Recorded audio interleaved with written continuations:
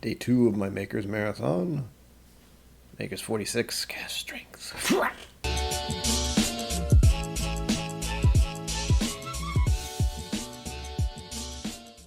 Welcome to KIllco Whiskey Musings. My name is Brian. More Makers. I know. This is the Maker's 46 Cask strength. Never had it before. This is a first taste, and look at that proof, man. Bang. Fortunately, I was able to try the Maker's 46, just the regular one, about 3 weeks ago. God, it feels like I just did it. But I will link the video up there. To refresh my memory on this, the Maker's Mark 46 uses French oak staves. Does some pretty funky stuff. Looking forward to trying this. I know it's your favorite part. Definitely my favorite part. Oh. It's always such a nice sound. Every time. Don't worry, no creepy face for today's video.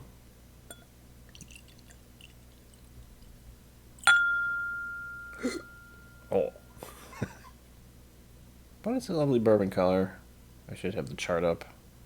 I'm tired, so editing is going to be fun. But again, let me know what you think it is. There is a list there. Pick whatever you want. And we shall begin nosing technique. Oh my god. That was instantly chocolate cherries. Oh. Again, I'm hungry. I should not do these when I'm hungry. It's going to sound weird, but I can actually smell the French oak.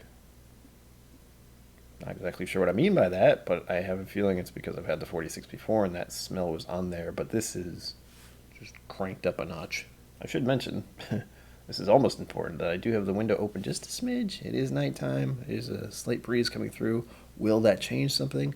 I have no idea, but I figured I should at least mention it for posterity's sake. I'm so used to the usual oak smell that this one really throws me for a loop. I can't not smell it. For whatever reason, I'm being hesitant, but it seems like there is some kind of grape smell from it. I feel like grape is not the right word. Doesn't feel like the right word. Maybe grape juice? Maybe I'm still hungry? And of course, I should mention this is really sweet. Deliciously sweet, hopefully. Okay, I think I got it.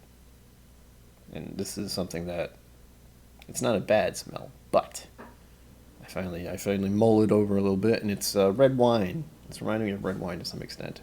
I don't know exactly which kind of red wine, because I don't particularly like red wine. I've said that before. But if I were to guess, I'd say it's some kind of port. Could be totally wrong. Again, I haven't had red wine in a very long time. And there does seem to be a vanilla going through it. I'm having the weirdest thought about it, as I often do, but it's like a thin line of vanilla. It's not dominant, it's just in there. It's in between the cherry and this red wine-ish thing.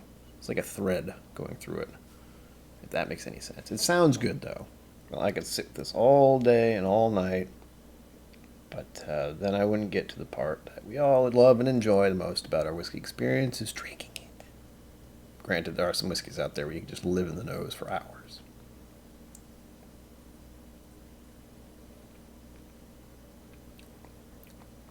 Oh my goodness. Ah, but ha. Huh. Oh. So many things are happening, I can't keep track. Oof, that proof. Didn't really burn going down, but I'm feeling it. It's there. Very spicy. Not like the one I had yesterday, though. It's different. It's like a pepper spice, like a black pepper thing. It's lingering. I'm finding myself trying to think about that first sip, and you can't. First taste doesn't always tell you everything. You shouldn't try to have it always tell you everything. It is just the first experience. Just take a sip, swallow. Lovely. We are going into the part where I hold this on my tongue, and I will see if I can get any further notes out of the taste.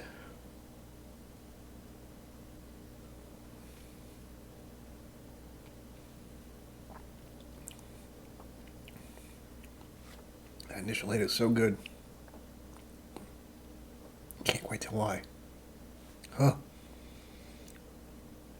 I really like this. Why do I really like this? There's something about the spices of this that is definitely not like yesterday. I feel like I should be leaning towards baked goods, but I seem to be... I can feel myself going towards types of candy. Since I can't seem to place the candy, and I've been sitting here thinking about it for a hot minute, I believe I'm getting clove. Just had another smell and I started to think of pumpkin pie. I'm going back and forth between the smell and the taste right now, and I am feeling there's some sort of mint thing, but it's more like the smell of mint, possibly spearmint. It's almost cooler somehow. Strange as that sounds, it just fits.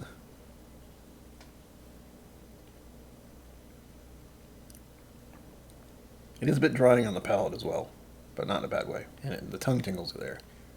But it's not the alcohol. I can't even say it's peppery. Alright, I think I've spent enough time self-analyzing this. I need an assist. I have the link down below for what I'm using currently, and I will show also something up here. Right about now.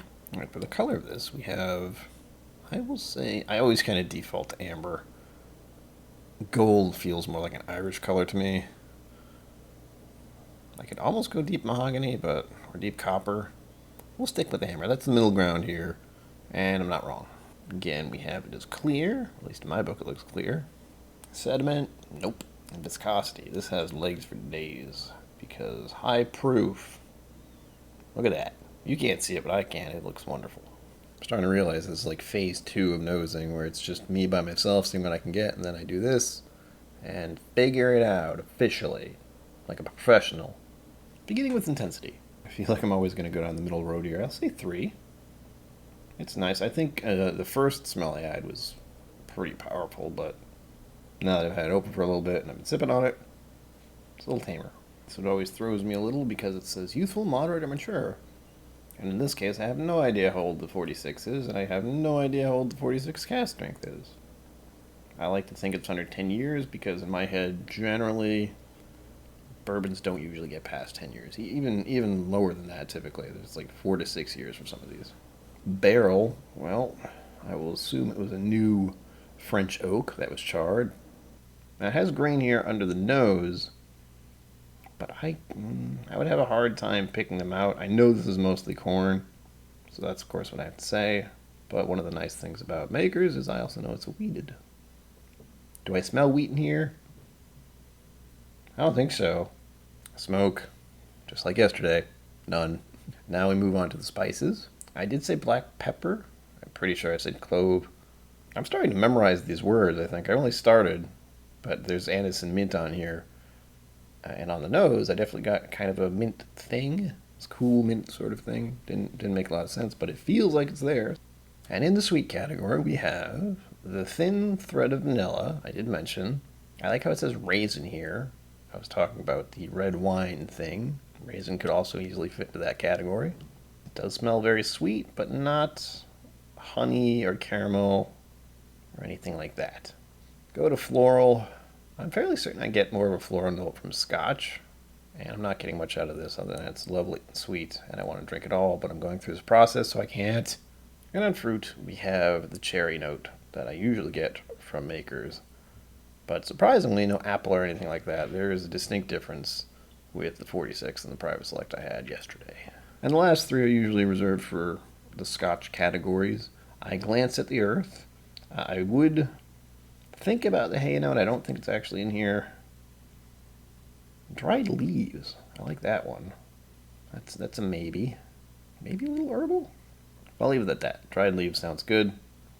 I'm leaning towards herbal, but I feel that's something that I usually get out of ryes. And at this point, I'm just starting to imagine things, maybe. Moving on to the palate. For the flavor, it's definitely sweet. It's a bourbon. And I'm kind of hinting at bitter as well, because it's ever so slightly reminding me of Angostura bitters. Just a bit. Proof, well, 4, I'll say for this one. Back to the body and texture, bit of weirdness. I'll see if I can figure out body and give it a number, but still, this part is always going to be confusing to me. I guess I'll go with 2 for the body.